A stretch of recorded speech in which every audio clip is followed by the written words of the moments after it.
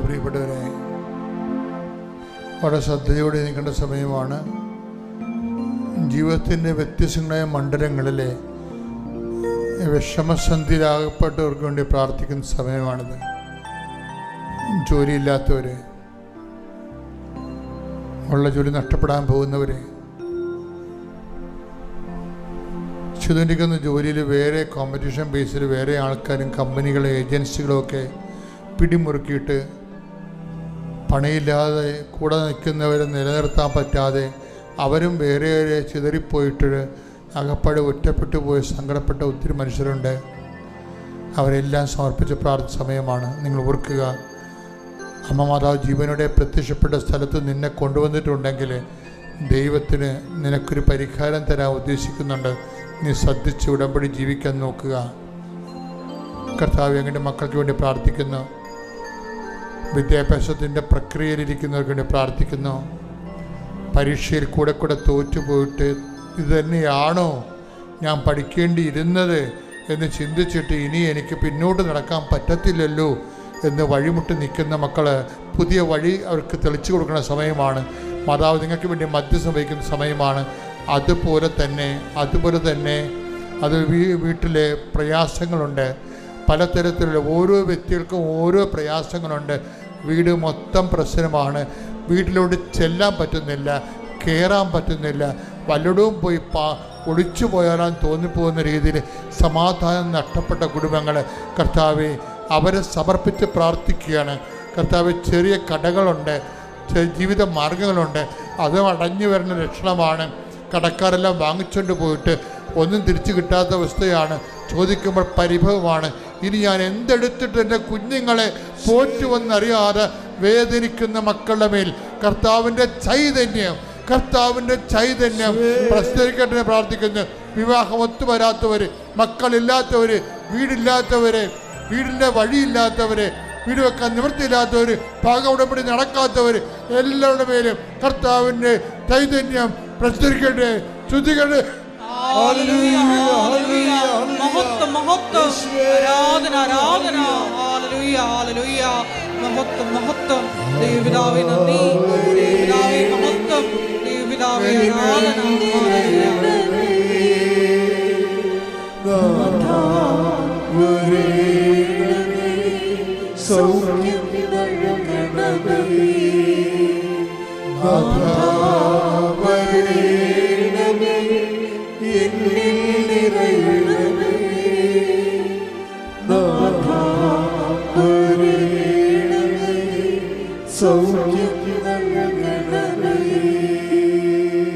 എൻ്റെ മക്കളെ, വളരെ ശ്രദ്ധയോടെ നിൽക്കേണ്ട സമയമാണ്. നമ്മൾ ഒരുമിച്ച് പ്രാർത്ഥിക്കുകയാണ്. ഒരാൾക്ക് വേണ്ടി 1000 പേര് പ്രാർത്ഥിക്കേണ്ട സമയമാണ്. കർത്താവ് നിങ്ങളുടെ കണ്ണുനീർ തുടച്ചു നീക്കുന്ന സ്വർഗീയമായ നിമിഷമാണ്.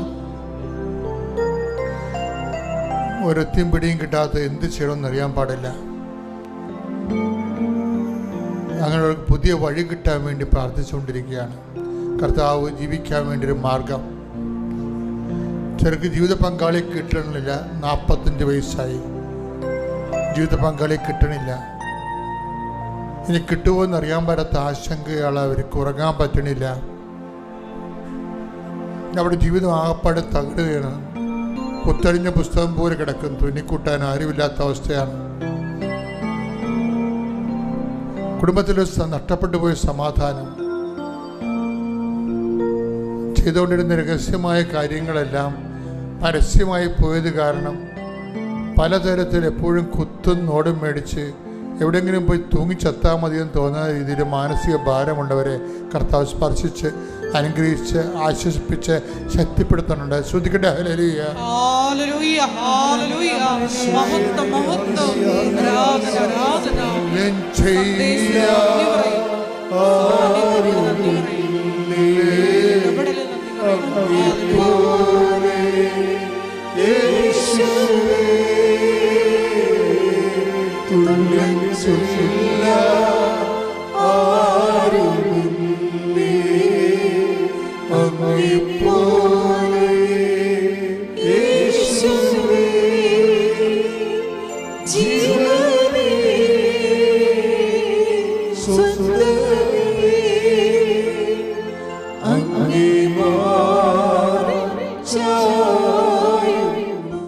മെറിറ്റ് യോഗ്യത കുറയുന്നു. അപ്പോൾ നിങ്ങൾ എന്താ ചെയ്യേണ്ടത്? യോഗ്യത കുറഞ്ഞാൽ എന്താ ചെയ്യേണ്ടത്? നിങ്ങളതിന് കോമ്പൻസേറ്റ് ചെയ്തുകൊണ്ട് നിങ്ങൾ ഗ്രേസ് കൂട്ടിയെടുക്കണം. മനസ്സിലായോ? ഇത് മനസ്സിലാക്കേണ്ട ഒരു കാര്യമാണ്. വെച്ചാൽ ഏതെങ്കിലും വിഷയത്തിൽ ഇപ്പോൾ അതുലിൽ ജോർജിൻ്റെ സാക്ഷ്യങ്ങളിൽ വരണത് എന്താണെന്നറിയാവോ? ഇവൻ ഓൺലൈൻ ഉടമ്പടി എടുക്കും. ഓൺലൈൻ ഉടമ്പടിയുടെ സാക്ഷ്യങ്ങളാണ് ഈ ദിവസങ്ങളിലൊക്കെ വന്നിരിക്കുന്നത്. ഓൺലൈൻ എടുക്കുന്ന ഉടമ്പടിയിലെല്ലാം അമ്മ അറ്റൻഡ് ചെയ്യുന്നുണ്ട്. അതുകൊണ്ടാണല്ലോ അവർ വന്ന് ഉടമ്പടി എടുക്കണം. പിന്നീട് തീർത്ഥാടന ഉടമ്പടി എടുക്കണം. നമുക്ക് 2 ഉടമ്പടിയാണ് ഉള്ളത്. ഓൺലൈൻ ഉടമ്പടി, നിങ്ങൾ ഏത് അന്റാർട്ടിക്കയിലായിരുന്നാലും എടുക്കാൻ പറ്റുന്ന ഓൺലൈൻ ഉടമ്പടി. അമ്മയുടെ സന്നിധിയിലേക്ക് വന്നെടുക്കുന്നതാണ് തീർത്ഥാടന ഉടമ്പടി. അപ്പോൾ അതിനാദ്യം എടുത്ത ഓൺലൈൻ ഉടമ്പടിയാണ്. ഓൺലൈൻ ഉടമ്പടി എടുത്തു കഴിഞ്ഞപ്പോൾ തന്നെ ഇവന് ഓഫർ ലെറ്റർ വന്നു. കണ്ടീഷണൽ ഓഫ് ലെറ്റർ വന്നു. അത് ഞാൻ ഞെട്ടിച്ചു പോയി.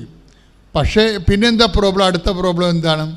അടുത്ത പ്രോബ്ലം കണ്ടീഷണൽ ഓഫ് ലെറ്റർ വന്നെങ്കിലും യൂണിവേഴ്സിറ്റിയിൽ ഒരു 60 ലക്ഷം രൂപ അടക്കണം. അതാണ് കണ്ടീഷണൽ ഓഫ് ലെറ്റർ എന്ന് പറയണത്.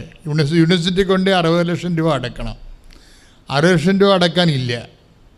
അപ്പോൾ എന്ത് ചെയ്യും? അപ്പോൾ അവിടെ മെറിറ്റ് ഇല്ല. അവിടെ അതാണ് ഉടമ്പടി ഭാഷ പറഞ്ഞാൽ യോഗ്യതയില്ല.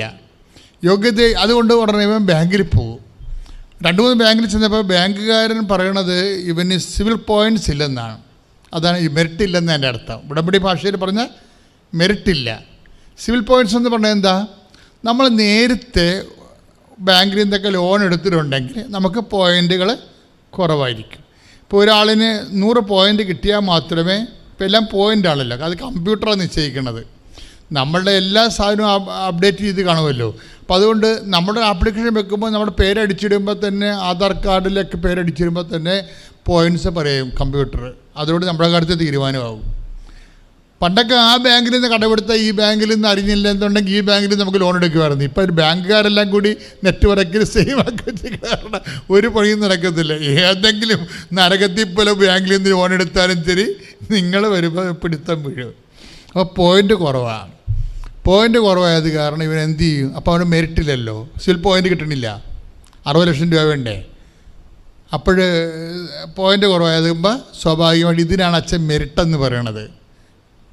മെറിറ്റ് തീർന്നാൽ പിന്നെ എന്നാ വർക്ക് ചെയ്യാൻ സാധ്യതയുള്ളത്? ഗ്രേസാണ്. യോഗ്യത പോയാൽ പിന്നെ എന്താ വർക്ക് ചെയ്യണത്? കൃപയാണ്. ഇതാണ് എഫേസ്യൻസ് 2:8 ഫോർമുല. അതായത് not by merit but by grace. നിൻ്റെ യോഗ്യത കൊണ്ടല്ല, ദൈവത്തിൻ്റെ കൃപ കൊണ്ട്. അതുകൊണ്ട് അതിൽ എന്താ ചെയ്തിരിക്കണമെന്ന് വെച്ച് കഴിഞ്ഞാൽ, ഇപ്പോൾ സിവിൽ പോയിൻറ്റ്സ് ഇല്ലല്ലോ, അപ്പോൾ മെറിറ്റ് ഇല്ലല്ലോ. അവൻ പിന്നെ എന്ത് ചെയ്യും? അവൻ ഓൺലൈൻ ഉടമ്പടി അവൻ കൺവേർട്ട് ചെയ്യും. എന്ത് ചെയ്യും? അവനത് തീർത്ഥാടന ഉടമ്പടിയിലേക്ക് കൺവേർട്ട് ചെയ്യും. അതെന്താണ്? ടെക്നിക്കലായിട്ട് അതായത് നമ്മുടെ ഗ്രേസ് ലെവൽ കൂടാൻ വേണ്ടിയാണ്. ഗ്രേസ് ലെവൽ അവനെ അറിയത്തില്ലത്. അവനെ ചെയ്തിരിക്കുന്ന കാര്യം പരിശുദ്ധാത്മാവിനാൽ ഗൈഡ് ചെയ്തിരിക്കുകയാണ്. അത് നമുക്ക് വിഷയത്തെക്കുറിച്ച് അറിയില്ലെങ്കിൽ അറിയണ ഒരാളുണ്ടല്ലോ.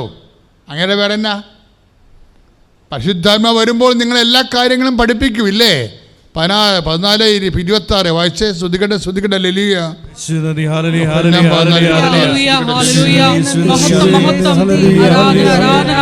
യോഹന്നാൻ 14:26.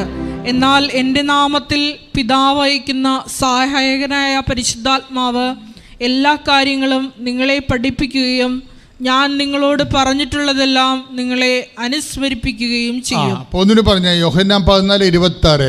എൻ്റെ നാമത്തിൽ പിതാവ് അയക്കുന്ന സഹായകൻ നിങ്ങളെ എല്ലാ കാര്യങ്ങളും പഠിപ്പിക്കും. ഞാൻ പഠിപ്പിച്ചിട്ടുള്ളതെല്ലാം നിങ്ങളെ അനുസ്മരിപ്പിക്കും. അപ്പോൾ ഇതൊരു വിഷയമാണ്. ഇപ്പം ചില കാര്യത്തെക്കുറിച്ച് നമുക്കൊരു ഐഡിയ ഇല്ല. പക്ഷെ അതേസമയം തന്നെ നിന്നിൽ വസിക്കുന്ന പരിശുദ്ധാത്മാവിന് ഇതിനെക്കുറിച്ച് കൃത്യമായ അറിവുണ്ട്. കാര്യം 14:26. എന്താണ്? എൻ്റെ നാമത്തിൽ പിതാവ് അയക്കുന്ന പരിശുദ്ധാത്മാവ് ആരാണെന്നാണ് ഈശോ പറഞ്ഞത്? സഹായകനാണ്. മനസ്സിലായല്ലേ? എൻ്റെ നാമത്തിൽ പിതാവ് അയക്കണത് ആരാണ്? സഹായകനാണ്. ഈ സഹായകൻ എന്ന് പറയുമ്പോൾ കുറച്ച് കാര്യത്തിൽ സഹായം, കുറച്ച് കാര്യത്തിൽ വേറെ നമ്മൾ കടയിൽ പോകണമെന്ന് പറഞ്ഞാൽ വേറെ സ്ഥലത്ത് പോകണം, അങ്ങനെയില്ല. എല്ലാ കാര്യങ്ങളും സഹായകനാണ്. കൈയടിച്ച് കർത്താവിനെ സ്തുതിക്കട്ടെ, സ്തുതിക്കട്ടെ.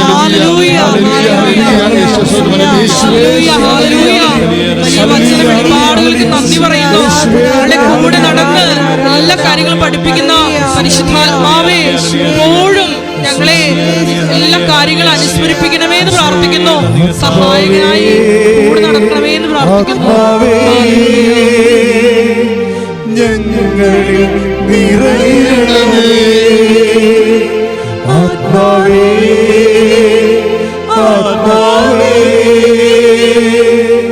ഞങ്ങളിൽ നിറയണമേ ആത്മാവേ, ആത്മാവേ, ഞങ്ങളിൽ നിറയണമേ ആത്മാവേ, ആത്മാവേ, ഞങ്ങളിൽ നിറയണമേ. സ്വർഗ്ഗം തുറന്നു നീ, സ്വർഗ്ഗം തുറന്നു നീ, പരന്നിറങ്ങണമേ പരിശുദ്ധാത്മാവേ, അഭിഷേകം തരണേ. സ്വർഗ്ഗം തുറന്നു നീ, സ്വർഗ്ഗപ്പാട്. സ്വർഗ്ഗം തുറന്നു നീ, പരന്നിറങ്ങണമേ പരിശുദ്ധാത്മാവേ, അഭിഷേകം തരണേ. പരിശുദ്ധ പരമദിവ്യകാരുണ്യത്തിന് ആരാധനയും സ്തുതിയും പുകഴ്ചയും ഉണ്ടായിരിക്കട്ടെ. നമ്മുടെ ഉടമ്പടിയിൽ എപ്പോഴും ഒരു മിനിമം ഹോളി സ്പിരിറ്റ് കീപ്പ് ചെയ്യാൻ അച്ഛൻ പറയുക, അല്ലേ? വിശുദ്ധിയോടെ വ്യാപരിക്കാൻ പറയുക. അതെന്തിനാ കാരണം എന്ന് വെച്ച് കഴിഞ്ഞാൽ ഉടമ്പടിയിൽ ഈ ദൈവസാന്നിധ്യം എന്നുള്ള കൺസെപ്റ്റ് ഭയങ്കര ശക്തമാണ്. മറ്റെല്ലാ പ്രാർത്ഥനകളിൽ നിന്നും ഉടമ്പടിയെ വ്യത്യസ്തമാക്കുന്നത് ഉടമ്പടിയുടെ പ്രോമിസ് ഓഫ് ദ ഹോളി സ്പിരിറ്റാണ്. അത് നിങ്ങൾ കൃത്യമായിട്ട് ഉടമ്പടി എടുക്കുന്നവർ അറിയണം. എന്താ വെച്ചാൽ ഉടമ്പടി മറ്റ് പ്രാർത്ഥനാ രൂപങ്ങളിൽ നിന്നും ഉടമ്പടിയെ വ്യത്യസ്തമാക്കുന്നതിൻ്റെ കാരണം ഇതിലൊന്ന് ദൈവത്തിൻ്റെ സാന്നിധ്യമാണ്. When you take the covenant prayer you receive holy spirit. അതായത് നിങ്ങൾ ഈ ഉടമ്പടിയിലേക്ക് ആയിക്കഴിഞ്ഞാൽ അത് സത്യസന്ധമായിട്ടായിരിക്കണം. അല്ലാതെ നിങ്ങളിങ്ങനെ ആക്കാനും വേണ്ടി ഒക്കണേ ഒക്കട്ടെ എന്നൊക്കെ പറഞ്ഞുകൊണ്ട് നോക്കാം, ഇനി ഉടമ്പടി എടുത്തില്ലെന്ന് വേണ്ട, അതുകൂടി എടുത്തേക്കാന്നൊക്കെ വിചാരിച്ചുകൊണ്ട് ഇങ്ങനെ കാണ്ടാമൃഗ ക്രിസ്ത്യാനിയില്ലേ, ആ ടൈപ്പിൽ വന്നാൽ ഒരു പണിയും നടക്കത്തില്ല. മറിച്ച് നിങ്ങൾ ഇതിന് ഉടുത്തുകെട്ടി ഇറങ്ങണം സംഭവം. കാര്യം ഇത് പെർഫെക്റ്റ് ഫോർമുലയായി വർക്ക് ചെയ്യേണ്ടതാണ്, അല്ലാതെ നിങ്ങളുടെ അംബിഗസ് ഹൈപ്പോത്തസിസിൽ വർക്ക് ചെയ്യണതല്ല. ഇത് ബിബ്ലിക്കലായിട്ടുള്ള കറക്റ്റ് ഫോർമുലയായി വർക്ക് ചെയ്യേണ്ടതാണ്. 2 എന്ന് പറഞ്ഞു കഴിഞ്ഞാൽ അതൊരിക്കലും 4.1 ആകത്തില്ല, 3.99 ആകത്തില്ല. ദാറ്റ് ഈസ് 4 ഷാർപ്പ് ഷൂട്ടറാ. അതുകൊണ്ട് തന്നെ മക്കൾ ഇതിനെക്കുറിച്ച് കൃത്യമായി മനസ്സിലാക്കിയിട്ട് കൃത്യമായി ഇൻവെസ്റ്റ്മെൻറ്റ് ചെയ്യണം ഉടമ്പടി വിഷയത്തിൽ. സ്തുതിക്കട്ടെ, സ്തുതിക്കട്ടെ. ഹല്ലേലൂയ, ഹല്ലേലൂയ, ഹല്ലേലൂയ. യേശുവേ, ഉടമ്പടി നിബന്ധനകൾ വിശ്വസ്തതാപൂർവ്വം പാലിക്കാനുള്ള വലിയ കൃപ ഉടമ്പടി എടുക്കുന്ന ഞങ്ങൾക്ക് ഓരോരുത്തർക്കും പ്രദാനം ചെയ്യണമേ എന്ന് പ്രാർത്ഥിക്കുന്നു. ദൈവ കൽപ്പനകൾക്ക് കാതോർത്ത് എത്രയും വേഗം ഞങ്ങളെ സാക്ഷികളായി ഉയർത്തണമേ എന്ന് പ്രാർത്ഥിക്കുന്നു. Hallelujah, hallelujah.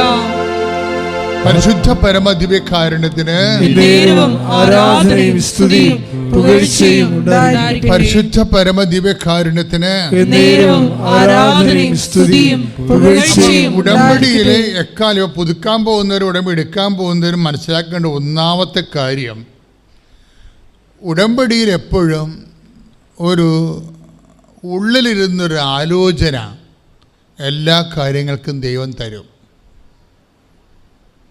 അതിന് നമ്മൾ ആഗ്രഹമെന്ന് പറയുകയും ചെയ്യും, ചിലപ്പോൾ ചിന്തയെന്ന് പറയും, ചിലപ്പോൾ ആശയമെന്ന് പറയും. പക്ഷേ എല്ലാം ദൈവികമായിരിക്കും. കാര്യം എന്താണ്? നീ വിശുദ്ധിയോടു കൂടിയാണ് ഉടമ്പടി എടുക്കുന്നത്. അവളെ എമർജൻസി ആയിട്ട് അമൃത ഹോസ്പിറ്റലിൽ ICUവിൽ അഡ്മിറ്റ് ചെയ്തു. വളരെ കോംപ്ലിക്കേഷൻ ആയിരുന്നു. ഞാനപ്പോൾ തന്നെ ഓൺലൈനിൽ പ്രാർത്ഥിച്ചു, ലൈറ്റ് ക്യാൻഡിൽ പ്രയർ റിക്വസ്റ്റ് ഇട്ട് പ്രാർത്ഥിച്ചു. ഡോക്ടർമാർക്ക് പോലും അതിശയമാണ്. പെട്ടെന്ന് തന്നെ അവൾക്ക് അസുഖം കുറഞ്ഞു കിട്ടി. സ്റ്റിറോയിഡാണ് കഴിക്കുന്നത്. സ്റ്റിറോയിഡിൻ്റെ അളവൊക്കെ വളരെ കുറയ്ക്കാനായിട്ട് സാധിച്ചു. അവളിവിടെ വന്ന് ഓൺലൈൻ ഉടമ്പടി എടുത്ത് ഇവിടെ എല്ലാ മാസവും വന്ന് പ്രാർത്ഥിക്കുന്നുണ്ട്. അപ്പോൾ ഇത്രയും അനുഗ്രഹങ്ങൾ ചെയ്തതെന്ന് അമ്മയ്ക്കും തിരുക്കുറം. എൻ്റെ പേര് ലിസി ജോൺ. ഞാൻ ഇടുക്കി ജില്ല ഉപ്പേറ എന്ന പ്രദേശത്തു നിന്ന് വരുന്നു. ഞാൻ 2019 ഫെബ്രുവരിയിലാണ് ആദ്യമായിട്ട് ഉടമ്പടി എടുത്തത്. ഞാൻ 6 കാര്യങ്ങൾ നിയോഗത്തിൽ വെച്ചിരുന്നു. എനിക്ക് 3 കാര്യങ്ങളും ഒത്തിരിയും കാര്യങ്ങൾ ചെറുതായിട്ട് ഒത്തിരിയും കാര്യങ്ങൾ എനിക്ക് മാതാവും ഈശോയും സാധിച്ചു തന്നിട്ടുണ്ട്. ഇനി എനിക്ക് ആദ്യമായി പറയാനുള്ളത്, എൻ്റെ ഭർത്താവിൻ്റെ തഴക്ക് ദോഷങ്ങളെല്ലാം മാതാവ് മാറ്റിത്തന്നു. 46 വർഷമായിട്ട് എൻ്റെ ഭർത്താവിൻ്റെ തഴക്ക് ദോഷങ്ങളെല്ലാം മാറ്റിത്തന്നു. പിന്നെ എൻ്റെ മോന് ഖത്തറിലായിരുന്നു ജോലി. അവൻ 1 വർഷം കൊണ്ട് ആഗ്രഹിക്കുന്നതായിരുന്നു UK പോകാൻ. എൻ്റെ മോൾ അവിടെ പോയി പരീക്ഷ എഴുതി. മമ്മി വളരെ പാടാണ്, തോറ്റു പോകുന്ന തോന്നുന്നത്. ഞാൻ പറഞ്ഞു, വിശ്വാസപ്രമാണം എത്രയും നീളം മാതാവേയും ചൊല്ലി മോൾ പോയി പരീക്ഷ എഴുതിക്കോ, തീർച്ചയായിട്ടും ജയിക്കുമെന്ന് ഞാനൊരു1000 വട്ടം പറഞ്ഞു. ഞാനും പ്രാർത്ഥിച്ചു. ഉടമ്പടി പ്രാർത്ഥന ഞാൻ മുടങ്ങാതെ ചൊല്ലുന്നുണ്ട്. മോൾ ജയിച്ചു, പരീക്ഷയിൽ ജയിച്ചു. പിന്നെ വീട് വേണമെന്ന് പറഞ്ഞു. അവിടെ വീടും കിട്ടി. മോനും പിള്ളേരും കൂടെ ഫെബ്രുവരിയിൽ അവർ UK പോയി. അതുപോലെ എൻ്റെ അമ്മയ്ക്ക് നെഞ്ചിലൊരു മുഴയുണ്ടായിരുന്നു. കട്ടപ്പന മിഷനിൽ ചെന്നപ്പോൾ പറഞ്ഞു ക്യാൻസറാ, എത്രയും വേഗം കാരിത്താസിലോ മെഡിക്കൽ കോളേജിനോ കൊണ്ടുപോയിക്കോളാൻ പറഞ്ഞു. ഞാനന്ന് എറണാകുളത്ത് എൻ്റെ മക്കളുടെ കൂടെയായിരുന്നു. ഇടുക്കി കഞ്ഞിക്കുഴിയിലാണ് അമ്മ താമസിക്കുന്നത്. അവിടുന്ന് എന്നെ വിളിച്ച് പറഞ്ഞപ്പോൾ ഞാൻ പറഞ്ഞു, ഞാൻ പ്രാർത്ഥിച്ചോളാം, അമ്മയ്ക്ക് ക്യാൻസറൊന്നും വരികയില്ല. കുറച്ച് നമ്മൾ വിശ്വാസത്തോടെ പ്രാർത്ഥിക്കുന്നതെല്ലാം നമുക്ക് ദൈവം സാധിച്ചു തരും. എന്നിട്ട് 3-ാം ദിവസം ആയപ്പോഴത്തേനും അമ്മയുടെ മുഴയെല്ലാം മാറി. മുഴ കുത്തിയെടുത്ത് അയച്ചു കൊടുക്കണം, ക്യാൻസർ ആയിരിക്കുന്ന ഡോക്ടർ പറഞ്ഞത്. മുഴ മാറി. നെഞ്ചിന് വേദനയായിരുന്നു. ഞങ്ങൾ കാരിത്താസിൽ കൊണ്ടുപോയി 3 ദിവസം ഇഞ്ചക്ഷൻ ഉണ്ടായിരുന്നു. അറ്റാക്കിൻ്റെ ആരംഭം ഉണ്ടായിരുന്നു. ഇപ്പം സുഖമായിട്ട് വീട്ടിൽ വിശ്രമിക്കുകയാണ്. ഈശോയും മാതാവും എനിക്കും എൻ്റെ കുടുംബത്തിനും തന്ന അനുഗ്രഹങ്ങൾക്ക് കോടാനുകോടി നന്ദിയുടെ പൂച്ചെണ്ടുകൾ അർപ്പിക്കുകയാണ്. Praise the Lord. എൻ്റെ പേര് ലില്ലിക്കുട്ടി. ഞാൻ കൊല്ലം പട്ടകട ഉടവിൽ നിന്നും വരുന്നു. 2018 ഞാൻ ഉടമ്പടി എടുത്തത്.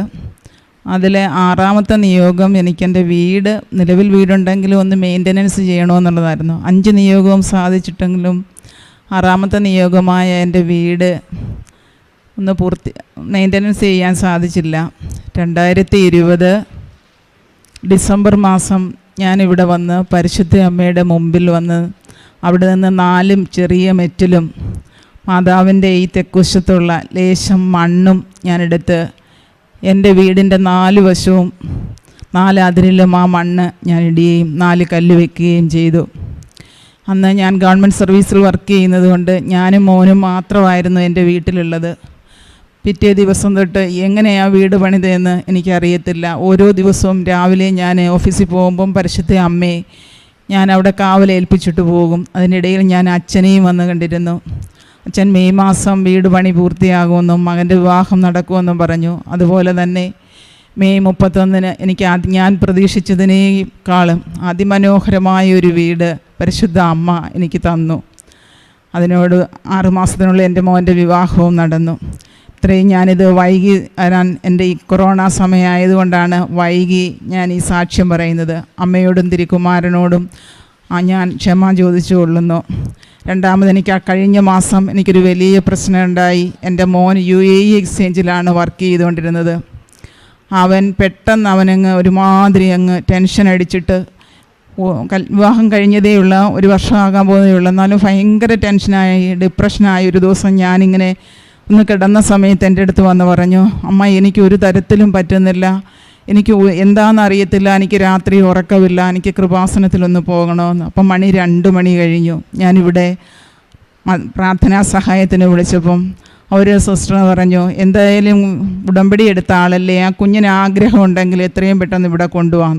ഒരു ചൊവ്വാഴ്ചയായിരുന്നു പറഞ്ഞത്. പക്ഷേങ്കിൽ ഞാൻ ചോദിച്ചു, ഇപ്പം 2 മണിയാ കഴിഞ്ഞ് സിസ്റ്ററെ, അപ്പോൾ എനിക്ക് വരാൻ എന്തായാലും 2.5 മണിക്കൂർ വേണം, അപ്പം എനിക്ക് വന്നാൽ പറ്റുമോ എന്ന് ചോദിച്ചപ്പോൾ പറഞ്ഞു 4 മണിയാകുമ്പോൾ ഇവിടെ എല്ലാം ക്ലോസ് ആകുമെന്ന്. ഞാൻ പിറ്റേ ദിവസം എൻ്റെ മോനുമായിട്ട് ഇവിടെ വന്ന്, അവന് രാത്രി തീരെ ഉറക്കമില്ലാത്ത സ്റ്റേജിൽ അവൻ്റെ ഭാര്യയെയും അവനെയും കൊണ്ട് ഞാനിവിടെ വന്ന് ഞാൻ ഓഫീസിലെ വിവരം പറഞ്ഞു.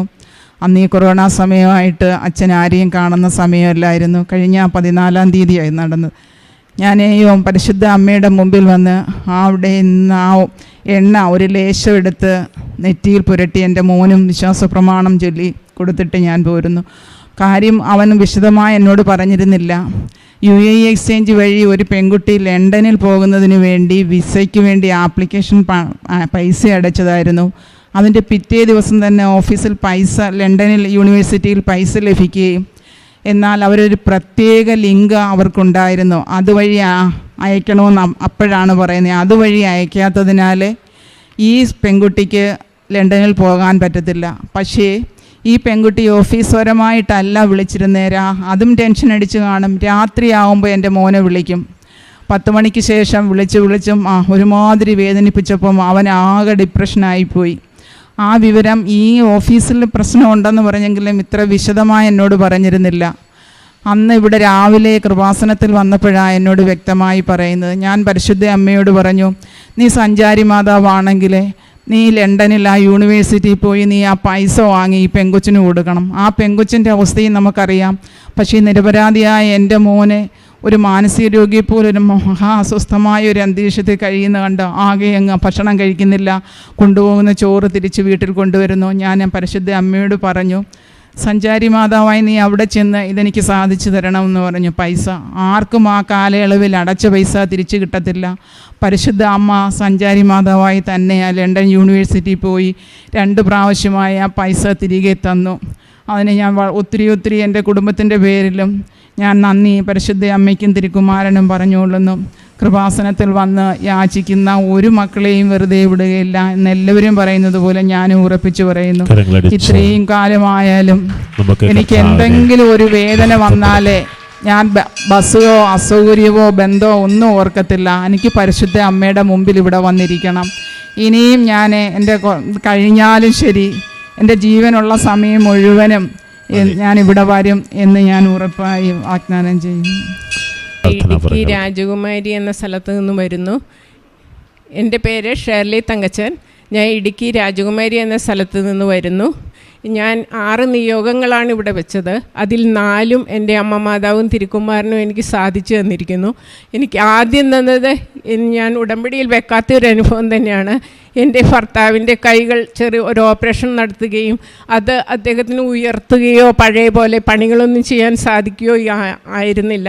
അങ്ങനെ ഇരുന്ന് ഇവിടെ വന്ന് കാല് കുത്തിയപ്പോൾ ഞങ്ങൾക്കിവിടെ വന്ന സമയത്ത് ഭയങ്കര കൊറോണ സമയമായിരുന്നതുകൊണ്ട് എനിക്ക് മാത്രമേ ഈ പള്ളിയകത്ത് കയറാൻ പോലും സാധിച്ചുള്ളൂ. അദ്ദേഹം പുറത്ത് നിന്നതേ ഉള്ളൂ.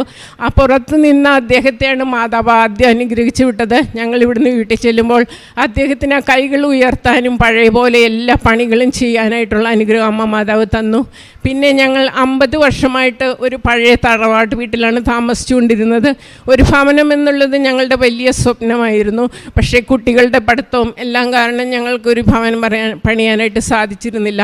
അങ്ങനെ ഇരിക്കുമ്പോഴാണ് ഞങ്ങൾ ഒരു ഭവനം പണിയാൻ ആഗ്രഹിക്കുകയും അത് പാതി വഴിയിൽ വെച്ച് നിർത്തുകയും ചെയ്യേണ്ടി വന്നു. അങ്ങനെയാണ് കൃപാസനത്തെക്കുറിച്ച് അറിയുകയും ഇവിടെ വന്ന് ഉടമ്പടി എടുക്കുകയും ചെയ്തതിൻ്റെ ഫലമായിട്ട് 2 മാസം കഴിഞ്ഞപ്പോഴത്തേക്കും ഞങ്ങൾക്ക് ആ ഭവനം വീണ്ടും പുനരാരംഭിക്കാനായിട്ട് മാതാവ് സാധിച്ചു തന്നു. പിന്നീട് ഞങ്ങൾക്ക് തിരിഞ്ഞു നോക്കേണ്ടി വന്നിട്ടില്ല. കൃത്യം 9 മാസം കൊണ്ട് ഇപ്പോൾ ആ ഭവനം പണി മനോഹരമായ 2 നില പണിയാനായിട്ട് അമ്മ ഞങ്ങളെ അനുഗ്രഹിച്ചിരിക്കുന്നു. ആ ഭവനം അടുത്ത മാസം 12-ാം തീയതി ഞങ്ങൾ പാല് കാച്ചി കയറി കൂടാനായിട്ട് ആഗ്രഹിക്കുകയാണ്. അതുപോലെ തന്നെ എനിക്ക് പിന്നെ 15 വർഷമായിട്ട് എൻ്റെ കാലിൽ ഭയങ്കരമായിട്ട് അലർജി ഉണ്ടാകുമായിരുന്നു. ഭയങ്കര ചൊറിച്ചിൽ, അത് പൊട്ടി ഇങ്ങനെ വെള്ളം ഒഴുകിക്കൊണ്ടിരിക്കും. ചെരുപ്പിടുന്ന ഭാഗത്ത് ഭയങ്കര ബുദ്ധിമുട്ടായിരുന്നു. ഞങ്ങൾ ഏതെല്ലാം ആശുപത്രിയിൽ കൂടി ഹോസ്പിറ്റലിലെല്ലാം എത്ര ഡോക്ടർമാരെ കണ്ടു എന്ന് പോലും എനിക്കറിയില്ല. ലാസ്റ്റ് ഞാനൊരു സ്കിന്നിൻ്റെ സ്പെഷ്യലിസ്റ്റിനെ കാണുകയും ആ ഡോക്ടറിനെ എനിക്ക് കുറേ മരുന്നുകൾ തന്നപ്പോൾ 1 വർഷത്തേക്ക് വീണ്ടും അത് ഉണ്ടാകാതിരിക്കുകയും ചെയ്തു.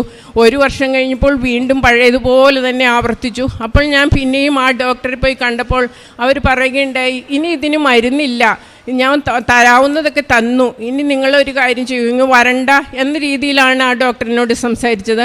അങ്ങനെ ഇരിക്കുമ്പോഴാണ് ബ്ലഡ് പരിശോധിച്ചിട്ട് നിങ്ങൾക്കുണ്ടാകുന്ന അലർജിയെക്കുറിച്ചുള്ള വിവരങ്ങൾ പറയുമെന്ന് കട്ടപ്പന ഒരു ക്ലിനിക്കിൽ നിന്നും അറിവ് കിട്ടിയത്. അപ്പം ഞങ്ങൾ അവിടെ പോവുകയും ബ്ലഡ് കൊടുക്കുകയും ചെയ്തു.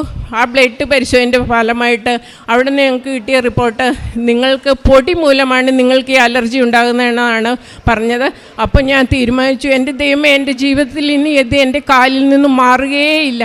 അപ്പോൾ ഞാൻ അങ്ങനെ വിഷമിച്ചിരിക്കുമ്പോഴാണ് ഈ കൃപാസനത്തിൽ വന്ന് ഞാൻ ഉടമ്പടി എടുത്തത്. ഇത് 3 മാസം കൃത്യം എൻ്റെ അമ്മ 3-ാം മാസം എനിക്ക് ആ അലർജി മാറ്റി തന്നു. ഇപ്പോൾ എനിക്ക് ഇത്രയും 5-6 മാസം കൂടി കഴിഞ്ഞിരിക്കുന്നു, ഒരു കുഴപ്പവുമില്ല, ഒരു ചൊറിച്ചിലില്ല, അതിപൊട്ടൽ ഒന്നുമില്ലാതെ എൻ്റെ അമ്മ മാതാവ് എനിക്ക് ഈശ്വരന് തിരുക്കുമാരനോട് പറഞ്ഞു മാറ്റി തന്നിരിക്കുന്നു. അതിന് ഞാൻ അമ്മ മാതാവിന് 1000 നന്ദികൾ അർപ്പിക്കുകയാണ്.